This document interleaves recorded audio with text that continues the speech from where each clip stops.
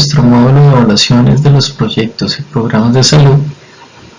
En este segundo recurso multimedia correspondiente a la semana 2, revisaremos los métodos de evaluación de los programas y proyectos en salud, cómo se realiza la planeación de la evaluación de impacto del programa de salud y finalmente cómo se realiza la evaluación económica de un programa, específicamente el análisis de costo-efectividad. Hablemos ahora de la planeación de una evaluación de impacto. Es importante tener en cuenta estos pasos iniciales como son: construir una teoría del cambio que describa cómo se supone que el proyecto logrará los objetivos previstos, elaborar una cadena de resultados que sirva como instrumento útil para esbozar la teoría del cambio, especificar las preguntas de evaluación, seleccionar los indicadores para evaluar el desempeño y, como complemento, incluir la evaluación de costo-beneficio o costo-efectividad si es pertinente. Respecto a la teoría del cambio, es importante que se describa una secuencia de eventos que generan los resultados, se analicen las condiciones y se revisen los supuestos necesarios para que se produzca el cambio. Un aspecto importante a tener en cuenta en la teoría del cambio es la revisión de la literatura en busca de evidencia que describa experiencias y programas similares y comprueben los contextos y los supuestos detrás de las vías causales de esta teoría. Recordemos entonces que una cadena de resultados establece la secuencia de insumos, actividades y productos que previsiblemente mejorarán los resultados y los resultados finales. Cuando hablamos de insumos, hacemos referencia a los recursos que dispone el proyecto, que incluyen el personal y el presupuesto. Cuando hablamos de actividades, son todas las acciones emprendidas o el trabajo realizado para transformar los insumos en productos. Cuando hablamos de productos, hacemos referencia a los bienes y servicios tangibles que producen las actividades del programa. Cuando hablamos de resultados, hacemos referencia a los resultados que previsiblemente se lograrán cuando la población se beneficie de los productos del proyecto. Y los resultados finales serían esos resultados alcanzados que señalan si los objetivos del proyecto se cumplieron o no. En cuanto a las preguntas, es importante tener en cuenta que la especificación de las preguntas de evaluación se deben estructurar como una hipótesis comprobable, esto generalmente en las evaluaciones de impacto. La evaluación de impacto luego generará evidencia creíble para responder a esta pregunta. Un ejemplo de una pregunta de evaluación de impacto puede ser: ¿cuál es el impacto o el efecto causal de un programa en un resultado de interés? Otro ejemplo podría ser: ¿cuál es el efecto del programa de subsidios de seguros de salud en los gastos directos en salud de los hogares pobres? Como aspectos claves respecto a la planeación de las preguntas de la evaluación, es importante que la pregunta sea clara y que sea el punto de partida de cualquier evaluación efectiva. La pregunta de evaluación debe orientarse según el interés central de las políticas en cuestión. El paso a seguir ahora es especificar los indicadores para evaluar el desempeño. Recordemos que una pregunta clara de la evaluación debe ir acompañada de la especificación acerca de qué medidas de resultados se utilizarán para evaluar el desempeño del programa, incluso en el caso de múltiples resultados. Las medidas de resultados seleccionadas se usarán para establecer si un programa determinado tiene éxito o no en la población diana. Luego se debe definir los objetivos en lo relativo al éxito del programa. El tamaño del efecto son los cambios previstos como resultado del programa. El tamaño del efecto previsto son la base para llevar a cabo cálculos de la potencia. Una cadena de resultados articulada con claridad proporciona un mapa útil para seleccionar los diferentes indicadores de interés del programa en cada una de sus acciones o actividades. Seleccionar los indicadores a lo largo de toda la cadena de resultados es de vital importancia. Como aspecto claves en el tema de indicadores debemos tener en cuenta lo siguiente: los buenos indicadores son específicos, medibles, atribuibles, realistas y focalizados. Hay que tener mucho cuidado con el tamaño de la muestra para que no exista déficit de potencia. Si hay datos disponibles y de calidad, es posible realizar simulaciones ex ante para observar diferentes escenarios. Recordemos también que las evaluaciones ex ante se puede utilizar para revisar indicadores de costo-efectividad o costo-beneficio. Ahora es el momento de elegir un método de evaluación de impacto. ¿Pero qué método usar en un determinado programa? La clave para identificar el impacto causal de un programa de salud consiste en encontrar un grupo de comparación válido para estimar el contrafactual y responder a la pregunta de interés de la política pública. Es importante recordar un concepto clave, y es que las reglas operativas de un programa determinan qué método de evaluación de impacto es el más adecuado para evaluar el programa y no la inversa. Recordemos que el contrafactual se puede expresar de la siguiente manera. ¿Cuál habría sido el resultado si una persona no hubiera participado en ese programa? Uno de los métodos que se puede utilizar para la evaluación de impacto es la asignación aleatoria, que básicamente su descripción hace referencia a las unidades elegibles que se asignan de forma aleatoria a un grupo de tratamiento o de comparación y tiende a generar estimaciones de impacto internamente válidas con los supuestos más débiles. Otro de los instrumentos que se pueden usar para la metodología de evaluación de impacto son las variables instrumentales, que es un instrumento aleatorizado que induce cambios en la participación en el programa que se evalúa. El método utiliza el cambio en los resultados inducido por el cambio en las tasas de participación para estimar los impactos del programa. Otro método es el diseño de regresión discontinua, en el que las unidades se clasifican a partir de criterios cuantitativos específicos y continuos como un índice de pobreza. Otro de los métodos es el de diferencias en diferencias, que nos describe el cambio en el resultado a lo largo del tiempo en un grupo de no participantes. Se utiliza para estimar cuál habría sido el cambio en los resultados de un grupo de participantes en ausencia de un programa. Y finalmente tendríamos el pareamiento, en particular el pareamiento por puntajes de propensión, que describe para cada participante del programa el método busca la unidad más similar en el grupo de no participantes. El pareamiento más estrecho se basa en características observables. Veamos ahora un ejemplo de aplicación. Vamos a revisar un programa de desarrollo infantil temprano que se desarrolló en el país de Bolivia, que se llamaba Crecer Bien para Vivir Bien, cuya modalidad se enfocaba en las visitas domiciliarias.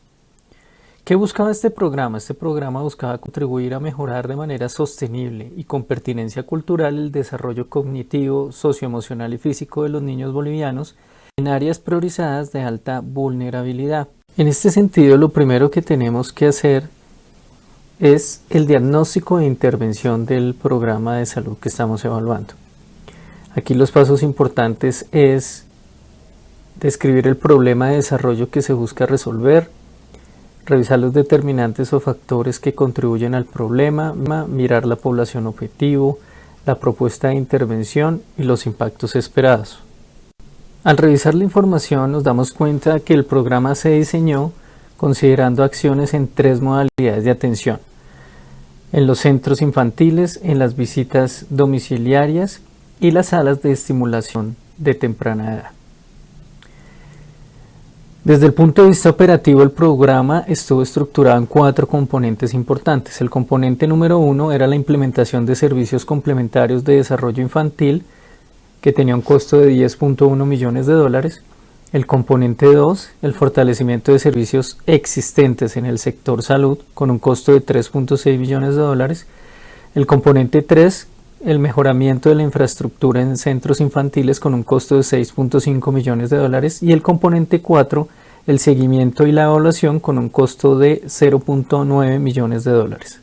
Avanzando pasos para desarrollar la evaluación de impacto del programa en salud, vamos a revisar ahora la teoría del cambio de una manera general.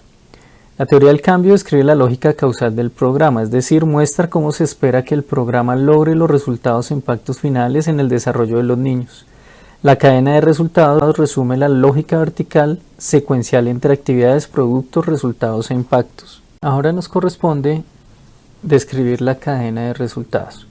Empezamos por los insumos, que son todos los recursos humanos, financieros y otros para apoyar las actividades. En este caso son los recursos financieros y los recursos humanos del programa. Respecto a las actividades, recuerden que son las acciones tomadas o trabajo realizado para convertir insumos en productos específicos.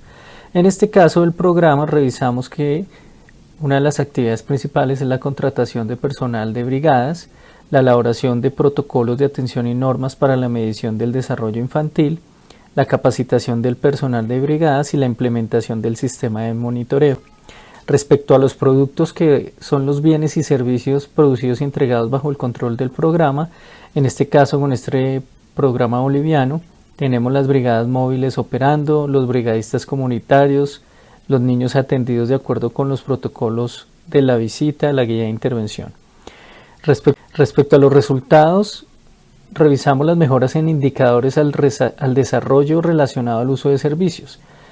Aquí lo dividimos por categorías entre niños de 6 a 36 meses, en el aumento de actividades de estimulación cognitiva, socioemocional y física, en los adultos cuidadores, tener más conocimiento y prácticas de crianza orientadas a favorecer la estimulación temprana en niños, y las comunidades finalmente para que se empoderaran en toda la temática que tenía que ver con el programa de salud. Finalmente, el impacto al final se describe como los objetivos finales del programa o metas a largo plazo. Aquí revisamos las mejoras en el desarrollo cognitivo socioemocional, psicomotor y de lenguaje de las niñas y niños menores de 4 años. Luego nos corresponde definir los aspectos prioritarios de la evaluación de impacto. La evaluación se puede enfocar en una o más preguntas, incluyendo el impacto de todo el conjunto de acciones realizadas bajo el programa, como también los impactos de algunos subcomponentes o alternativas de intervención. La intervención puede tener como objetivo incidir sobre varias variables de resultado.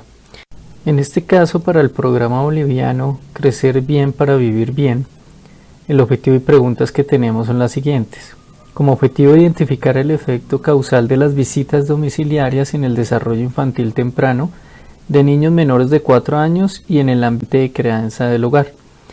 Las preguntas a responder con la evaluación son: ¿cuál es el impacto del programa en los indicadores de diferentes dimensiones del desarrollo infantil temprano en el contexto rural boliviano y en el contexto urbano? ¿Cuál es el impacto del programa en los indicadores del ambiente en el hogar en el contexto rural boliviano, en el contexto urbano?